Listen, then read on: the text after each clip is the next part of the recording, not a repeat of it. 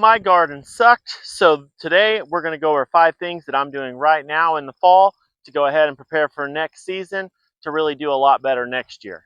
We stepped into our biggest garden bed yet, which is well over a couple hundred feet. We've got a lot of tomato production out of it and some other production. You can see in the background we've got some tomatoes still ready to rock. This is an important part to talk about because it's part of step 1 for how we took this garden from looking like it did previous seasons to the way it looks kind of now. Now I know it's a little overtaken with weeds, but it's been a little bit since we've been down here. We're going to go ahead and jump right into that. Then of course here we are now with the monster. It goes every bit of 1,000 square feet back. Hopefully by this time next year it's all going to be pristine garden bed once we get down there to see the parts that I'm really talking about. Step 1 for improving our garden, of course, is going to be watering. Now I know everybody's going to be like, oh, we've heard this line before, irrigation, so on and so forth. That wasn't my problem this year. I had this great idea that we were going to do this living walkway you see everybody doing, because the beautiful clover and all that business going through inside there, that we would do the same thing. Well, that's been nothing but a nightmare for us since we did it. So it's essentially all grass now. There's not a lot of clover. The tomatoes started getting outside of where I wanted them. The clover just did not take well. We do have clover out here, but it's very sparse. I think I kind of need a till, maybe add that in later. The other problem is, so I'm actually in zone 6B, or they call it the corn belt. It's also the clay belt. What I did was when I came in for the very first parts of the rows, we just came in between, because this was all pasture at one time. We just came in and tilled this. And then it worked the first season. Well, then the second season, once all this clay settles and packs back together, I essentially just made channels for the water to sit in. And so my big issue with water was at the beginning of the season, since it's been so wet, that these were just channels to be held full of water. So a lot of my plants ended up getting drought in the later part of spring because we thought the rain had passed, we thought the frost had passed. Well, of course, being bada boom, one more big rainstorm, everything flooded. We lost all of our peppers, our tomatoes, had to do a whole restart. It was pretty terrible. This year, to fix it, we're actually going to essentially, where you can see the T-posts here, we're going to leave that, but all of this over here is going to be tilled into the same main bed as the 1,000-foot down yonder. Hopefully that'll help with drainage. Plus we're going to be adding more compost and stuff like that. We're going to talk about that later on in the video. Steps 2 and 3 to improve this massive garden bed that we're working on right now are going to be able to be done at the same time while prepping for step 4. So step 2 is, of course, fertilizing. As we're fertilizing, we're also using this big green tarp to terminate a lot of the grass that's coming throughout the season. But the biggest fertilizer we're going to be using is this big old bag of rabbit poop. Now we do add rabbit poop, cow poop, pig poop, and chicken poop as well this time of year. Don't be adding the cow poop, the pig poop, or the manure or chicken manure during the season. They're too hot and they will burn your plants. There is ways around it, but for the most part we've struggled with it, so we don't do it. What we're essentially just going to do is we're going to start in a row and just slowly dump it on top, trying to get full coverage. There's also bedding in here, so we have a little bit of carbon. That dumped way too quick, but it is what it is. And then this is going to sit here. Oh, that dumped in the wind. And it's going to break down throughout the entire off season, or winter, or however you want to say it. And it's also going to draw in a lot of night crawlers, worms, so on and so forth, which is going to essentially provide you with free vermicompost, which is really going to be a beneficial fertilizer for you in the beginning of the spring.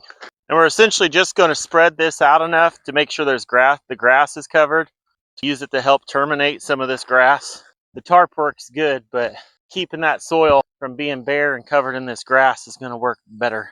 And we're going to add way more than this as we go. If I can do this without hurting myself, that'd be great. Yeet! Ooh, thank you, trailer. That did almost go terrible. So step 3, like I said, will go right along with step 2. You're adding manure. You might as well add some more organic material. And in this case, it will be the bedding from the chickens, the pigs, the cows, the goat, and the rabbits. Now, the reason this is important is because this actually pulls double duty. So there is some manure in it from the animals using it as a bedding. It's also covering our soil to protect our microbiome, or I don't know if I'm saying that right. Protect our microorganisms plus our soil from getting sun scalded and killing essentially all the beneficials.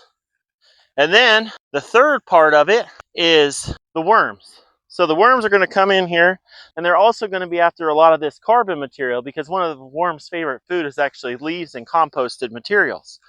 We cover this, it gives them a good place to hide while they're doing their work for us, while still protecting the garden bed the entire time. And this may not be looking like one of the most specifically best ways to do this, but it's effective, and the trailer and the tank were all free. Until we really start seeing some profit from the market garden, we're going to try to continue to keep our costs as low as possible. Another plus side to this also, while adding all the organic material, is the fact that it will get down in the clay and will help it retain moisture when it does come to the time for the drought, which is what we're dealing with right now. Having a little extra material down here is definitely going to help, because the first garden, as I showed earlier with the first part of this bed, we added a lot of organic material in the off season and at the beginning of the early season, and we really didn't have to water it. This down here, it dried out so fast there was no choice but to water it. And trying to water all of this off the system that I had in place was kind of a fail. We're definitely going to be improving on that this year. It's just a slow, steady process. Pick one project at a time and work on it as you can. Step 4 is how it ties to steps 2 and 3, is we're actually going to do this twice. And that sounds insane, especially after all the spreading and all the gathering and the back and forth. What we're going to do is use this same style of material to mulch the garden once we go to plant it, which is going to help with water retention, slow delivery of fertilizer, which I will say, since we've talked about fertilizer, a lot of the other gardening channels that I watch will say not to fertilize this time of year because you're essentially wasting it for next season. And this, I don't know, because I don't usually buy store-bought fertilizer. A lot of this stuff I make and do on my own. I don't know how the store-bought fertilizers actually work. This is all going to break down and become bioavailable by spring. I'm not that concerned with losing a lot of nutrition, because I know with those other ones that are even the slow release formulas, that your nutrients are typically actually heavier than the soil around them. As it rains and so on and so forth, all that sinks further and further down. Calcium is one of the biggest, heaviest ones. I got some little loofahs right here that are still trying to hang on. We're just going to let them rock until they're completely dead. Maybe they'll make a comeback. Maybe they won't. I don't know. But there is another whole almost row completely covered and ready to rock. It's only going to be 500-600 feet more. No big deal. Now, the reason the mulching is so important, though, is so this, what we're putting down now, will actually be tilled in to the soil to help start breaking it apart. And adding organic material into clay is the best way to start getting clay to be functional. Got to turn this a certain way to get it to work on the trailer right without putting the straps on every time. This will all probably be covered in the mowings. We also use the grass from the surrounding pasture area to keep it kind of clean and keep it a little bit nicer. Plus, the living walkways have to be mowed, and that's another nightmare in its own, but whatever. We also do use the leaves amongst this project as we're going. My lovely dead sunflowers that I left for the birds. I'm going to step on this garden rake, and then it's going to be a really funny video. Finally, step 5. And thanks for making it this far. I hope any of the information I gave is useful. Maybe it'll help you out a little bit.